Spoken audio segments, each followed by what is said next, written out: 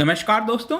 जिस प्रकार से नीरज चोपड़ा के बारे में काफी चर्चा हो रही है देश के अंदर जेवलिन थ्रो को लेकर, तो यहां पर डेफिनेटली आपके एग्जाम में एक सवाल आ सकता है कि गवर्नमेंट आखिरकार क्या कर रही है, मतलब कौन से स्कीम लेकर आई है सरकार जिसके तहत यहां पर स्पोर्ट्स पर्सनालिटीज को मदद की जा रही है, नीरज चोपड़ा के ऊपर क्या खर्च किया गया और यहां पर क्या कमी है। इन सब के बारे में ओवरऑल पर्सपेक्टिव से जानने की कोशिश करेंगे। चलिए आगे बढ़ते हैं यहां पर। लेकिन सबसे पहले अगर आप स्टडी आईक्यू को सपोर्ट करना चाहते हैं तो सिंपली आपको ज्वाइन का बटन क्लिक करना है। वहां पर जाकर आप हमें बहुत कम दाम पर हर महीने सपोर्ट कर सकते हैं। चलिए देखते हैं यहां पर एग्जैक्टली हो क्या रहा है, हम क्यों इसके बारे में डिस्कस कर रहे हैं। देखिए, जो पूरा देश है, आपको पता ही है इस समय जो भारत के द्वारा पहला ओलंपिक गोल्ड मेडल जीता गया है एथलेटिक्स के अंदर, ये काफी इंपॉर्टेंट हो जाता है। एक हिस्टोरिक मोमेंट था और सबसे बेस्ट परफॉर्मेंस रहा है भारत का अभी तक किसी भी ओलंपिक्स के अंदर। 7 मेडल जहां पर हमने जीते हैं। 2012 लंदन में हमने 6 मेडल जीता था। तो एक प्रकार से आप कह सकते हो जो बिलियंस ऑफ हार्ट्स हैं पूरे देश के, उसको कहीं ना कहीं जीतने की कोशिश की है नीरज चोपड़ा ने। लेकिन यहां पर इंपॉर्टेंट ये हो जाता है कि इस पूरे प्रिपरेशन के दौरान जो टोक्यो ओलंपिक्स का जो पूरा प्रिपरेशन हुआ होगा, उस सभी चीज के दौरान कितना एफर्ट डाला गया था। अगर मैं आपको थोड़ा सा पर्सपेक्टिव दूं, 2016 में ही यहां पर जो नीरज चोपड़ा है उन्होंने संकेत दे दिया था कि वो वर्ल्ड एथलेटिक्स के अंदर यहां पर आ चुके हैं, क्योंकि जो अंडर 20 एथलेटिक्स चैंपियनशिप था उन्होंने वहां पर एक रिकॉर्ड बनाया और गोल्ड मेडल जीता। और ये पहली बार हुआ था कि एथलेटिक्स वर्ल्ड चैंपियनशिप में यहां पर भारत ने कभी गोल्ड मेडल जीता हो। तो ये भी पहली बार हुआ था। उस समय अंडर 20 में भी उन्होंने रिकॉर्ड बनाया था। उसके आगे चलकर एशियन एथलेटिक्स चैंपियनशिप में 2017 में यहां पर उनका परफॉर्मेंस गोल्ड मेडल वाला रहा। 2018 के कॉमनवेल्थ गेम्स में, एशियन गेम्स हुआ था 2018, वहां पर भी यहां पर ये रहा था। उसके बाद थोड़ा सा उनको प्रॉब्लम हो जाता है, एल्बो में इंजरी हो जाती है और 1 साल तक वो यहां पर स्पोर्ट्स में भाग नहीं ले पाते हैं। उसके बाद क्या होता है कि रिहैबिलिटेशन वगैरह करना होता है, तो उसमें भी आपको पता है काफी ज्यादा खर्च आया होगा। वहां पर कोशिश की गई होगी कि उनको वहां से किसी प्रकार से रिकवर किया जा सके और फाइनली जाकर उन्होंने 2020 में आप कह सकते हो यहां पर जो जेवलिन थ्रो है वो फेंका और वहां पर 87.86 मीटर वो हासिल किया और इसी की वजह से वो टोक्यो ओलंपिक्स के अंदर क्वालिफाई कर गए थे और फाइनली टोक्यो ओलंपिक्स में वो गोल्ड जीत गए हैं। तो यहां पर मैं सबसे पहले एक स्कीम के बारे में बोलना आपसे चाहता हूं, दैट इज टॉप्स स्कीम।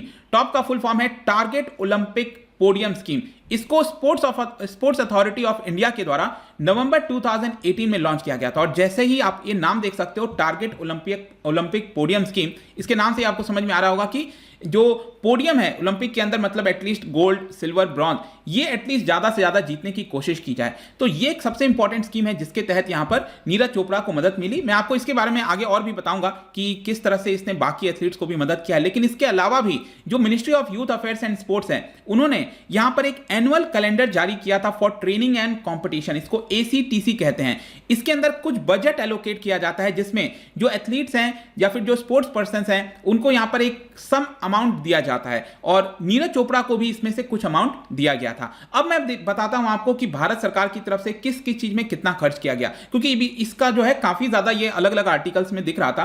तो यहां पर सबसे पहले क्या है कि जो ट्रेनिंग और कॉम्पिटिशंस हैं ओवरसीज में, उसमें पार्टिसिपेट करने के लिए, क्योंकि ऐसा बताया जाता है कि टोक्यो ओलंपिक्स के पहले 450 दिन, पिछला जो 450 दिन था, 450 डेज, ये काफी इंपॉर्टेंट था क्योंकि वहां से वो रिकवर किए थे उनके एल्बो में इंजरी के बाद। तो इस पूरे 450 दिन में टोक्यो ओलंपिक्स के जस्ट पहले यहां पर नीरज चोपड़ा के ट्रेनिंग के ऊपर और जो बाहर कॉम्पिटिशंस हुए थे अलग अलग, कभी 26 कॉम्पिटिशंस हुए थे ओवरसीज के अंदर। और ये बहुत इंपॉर्टेंट हो जाता है क्योंकि जब आप इंटरनेशनली पार्टिसिपेट करते हो तभी जाकर आपको यहां पर पता चलता है कि कितना कॉम्पिटिशन है और उस हिसाब से आप अपनी तैयारी कर पाते हैं।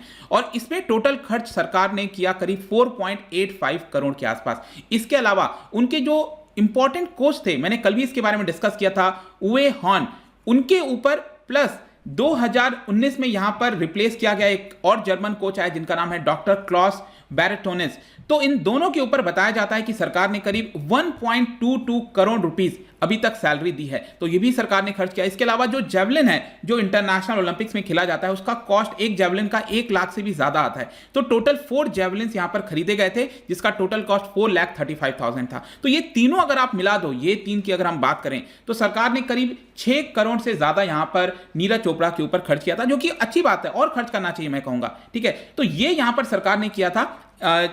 तो आई होप कि आपको समझ में आ गया होगा कि एग्जैक्टली सरकार कितना खर्च कर रही है। लेकिन ऐसा नहीं है कि सरकार ही कर रही है। देखिए, ये वीडियो मेरा बनाने का मेन मकसद है कि जो ओवरऑल पूरी सोसाइटी है ना, अगर हम मेडल जीतना चाहते हैं तो सिर्फ एक पर्टिकुलर किसी के भागीदारी से नहीं होता है। सरकार अगर कुछ पैसे की मदद कर रही है, इसके अलावा जो प्राइवेट कंपनीज हैं उनको भी आगे आना पड़ेगा। तो यहां पर जैसे जेएसडब्ल्यू के बारे में आपने सुना होगा, जो जिंदल स्टील का एक आपका सब्सिडियरी कह सकते हो, जो स्पोर्ट्स में इन्वॉल्व होते हैं।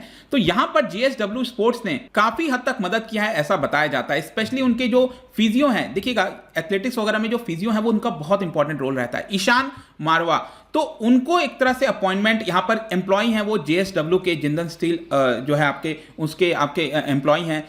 और स्पेशली जब एल्बो सर्जरी हुआ था 2019 में, तो इन्होंने बहुत इंपॉर्टेंट रोल प्ले किया था। तो जेएसडब्ल्यू के द्वारा सपोर्ट किया गया था डायरेक्टली जो फिजियो हैं उनको। इसके अलावा जब यहां पर नीरज चोपड़ा साउथ अफ्रीका गए थे, तो वहां पर भी एक दूसरा पर्सपेक्टिव देने के लिए एक अलग फिजियो को भी अपॉइंट किया गया था, वो भी जेएसडब्ल्यू ने किया था। इसके अलावा बताया जाता है कि यहां पर जब उनके पास कोई कोच नहीं था, जब वो चेंज हो रहे थे कोच, तो यहां पर उनको जर्मनी भेजा गया, वो भी जेएसडब्ल्यू के द्वारा हेल्प किया गया था उसके अंदर। इसके अलावा यहां पर जेएसडब्ल्यू ने बजरंग पुनिया, आपने सुना होगा, उन्होंने भी मेडल जीता है यहां पर, ब्रॉन्ज मेडल। तो उनको भी इंजरी के समय यहां पर मदद किया गया था जेएसडब्ल्यू के द्वारा। तो प्राइवेट कंपनीज का भी यहां पर काफी इंपॉर्टेंट रोल हो जाता है, तो ये भी आपको लिंक करके देखना है। इसके अलावा यहां पर मैं टॉप्स स्कीम की बात कर रहा था, टारगेट ओलंपिक्स पोडियम स्कीम। तो जैसा कि मैं आपको बताया कि जो नीरज चोपड़ा हैं उनको इसके अंदर, इस स्कीम के अंदर शामिल किया गया था 2018 में, मैंने अभी आपको स्टार्टिंग में बताया था। लेकिन ये जो स्कीम अगर आप देखोगे, इसकी शुरुआत हो गई थी 2014 से ही। तो उसी समय से कहीं ना कहीं प्लानिंग हो गया था कि हमें ओलंपिक्स के अंदर बेहतर करना है, तो ये वाला स्कीम लॉन्च किया गया था। इस स्कीम की अगर मैं फर्दर आपसे चर्चा करूं, तो हर एक जो एथलीट्स होता है, हर जो टीम होता है, उसके अंदर 126 एथलीट्स को पार्टिसिपेट, उसको उसके इसके अंदर शामिल किया गया है। आई होप कि आप समझ रहे होगे। मतलब कि सपोज बॉक्सिंग हो गया, या फिर हॉकी की बात करिए, या फिर अगर हम जेवलिन थ्रो की बात, कोई भी जो टीम है ना, तो उसमें मैक्सिमम 126 एथलीट्स को जो है शामिल किया जा रहा है भारत की तरफ से। जैसे आर्चरी है, बॉक्सिंग है, रेसलिंग है, एथलेटिक्स है, टेनिस, हॉकी, ये सभी इसके अंदर शामिल किए गए थे। इसके अलावा ये बताया जाता है कि इसके अंदर जो एथलीट्स हैं जिन्होंने पार्टिसिपेट किया था टॉप्स स्कीम के अंदर, जिनको शामिल किया गया था, वो अक्सर ये बात कहते थे कि इस स्कीम की वजह से उनको काफ़ी मदद मिली है ताकि वो अपनी प्रिपरेशन को और अच्छे से कर सकें। इसके अलावा ये भी मैं आपको बता दूं कि इसके अंदर क्या होता है, जो रेप्यूटेड कोचेस होते हैं उनको अपॉइंट किया जाता है अलग अलग स्पोर्ट्स के लिए, ताकि वो प्लेयर्स को तैयार कर सकें, वर्ल्ड क्लास फैसिलिटीज़ के अंदर तैयार कर सकें। ये भी यहाँ पर कोशिश की जाती है। जो हाई क्वालिटी इक्विपमेंट हो गया, जैसे कि जेवलिन थ्रो मैंने आपको बताया 1 लाख से ऊपर का प्राइस आता है, तो वो भी परचेज किया जा सके, तो वो भी यहाँ पर इस स्कीम के तहत होता है। साथ ही साथ जो स्पोर्ट्स के फिजियोलॉजिस्ट हो गए, फिजियोथेरेपिस्ट जो होते हैं, इसके अलावा फिजियो ट्रेनर्स होते हैं, साइकोलॉजिस्ट होते हैं, इन सभी को भी अपॉइंट किया जाता है। और साथ ही साथ हर महीने जो प्लेयर है जो टॉप स्कीम के अंदर आता है, उसको 50,000 रुपए हर महीने प्रोवाइड किया जाता है, ताकि वो अपना डाइट हो गया, अलग अलग चीजों पर ध्यान दे सके। और इसी की वजह से अगर आप देखोगे, जैसे मीराबाई चानू हो गई, नीरज चोपड़ा मैंने आपको बताया दिया, वो सभी इस स्कीम के तहत ही जुड़े हुए थे। तो कहीं ना कहीं इससे इनको मदद मिली होगी। तो ठीक है, चलो एक माहौल बन रहा है भारत के अंदर, देश के अंदर,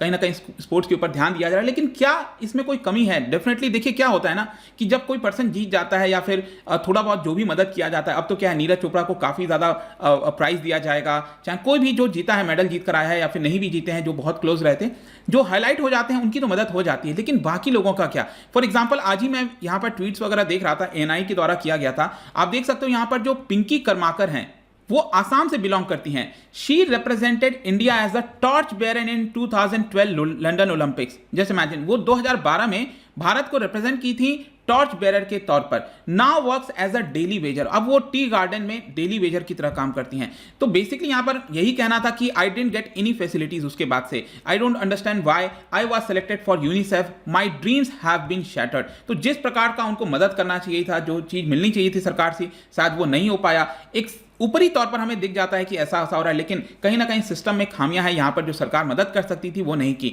इसके अलावा एक और यहां पर आप देख सकते हो, मल्लिका हांडा, वो डेफ हैं, चेस प्लेयर हैं, और वो उन्होंने कई सारे मेडल जीते हैं देश के लिए नेशनल इंटरनेशनल इवेंट में। और उनकी मां का कहना है कि यहां पर 7 बार नेशनल चैंपियन जीतने के बाद भी कोई भी एप्रिसिएशन या फिर किसी प्रकार की जो मदद होती है वो यहां पर नहीं की गई। तो क्यों नहीं ऐसा हो पाया, ये एक सबसे बड़ा सवाल खड़ा होता है। तो ये पूरा वीडियो था दोस्तों। आई होप कि दोनों जो पर्सपेक्टिव है आपको समझ में आया होगा कि ये बात अच्छी बात है कि जो प्लेयर्स जीत कर आ रहे हैं उनको अप्रिशिएट करना चाहिए, प्रोवाइड करना चाहिए अलग अलग चीजें, लेकिन बाकी चीजों पर भी हमें ध्यान रखना है ताकि इक्विटेबल डिस्ट्रीब्यूशन हो सके रिसोर्सेज का।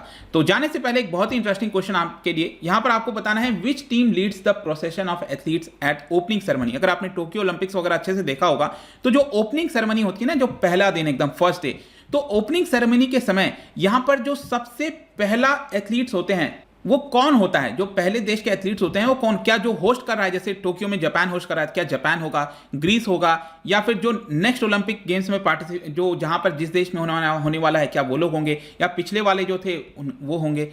ये आपको इसका जो आंसर है आपको पता ही है, मेरे इंस्टाग्राम पर तो मिलेगा ही, वहां पर अगर आप नहीं हो कोई बात नहीं, टेलीग्राम से भी ले सकते हैं इसका सही उत्तर। मैं कई सारे एमसीक्यूज यहां पर डालता रहता हूं स्टोरीज के फॉर्म में, आप जाकर प्ले कर सकते हो।